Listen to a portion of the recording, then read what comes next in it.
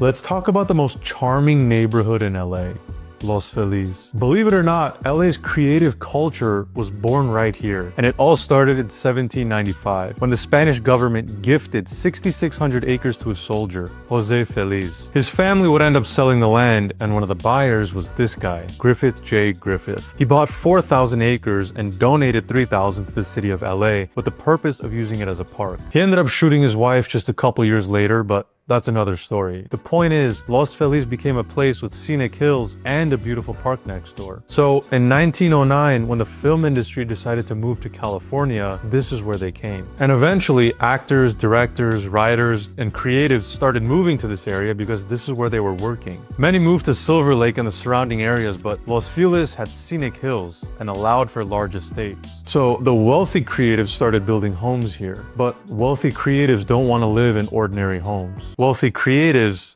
love art, and they're not afraid to splurge on it. So in the early 1900s, all these wealthy creatives started bringing in famous architects to build artistic homes here. But as Los Feliz became a playground for creatives and architects, it became too expensive for the film industry. So they ended up moving to Hollywood. But Los Feliz was already known as the place for wealthy creatives who wanted unique homes. So wealthy creatives kept moving here. And what really sealed the deal was in 1919. An oil heiress also decided to build a home here. But she wanted to do something truly unique. So she hired a world-famous architect from Chicago, Frank Lloyd Wright. It was his first project in LA, so he brought a team. His assistant, Rudolph Schindler, his son, Lloyd Wright, and a colleague, Richard Neutra.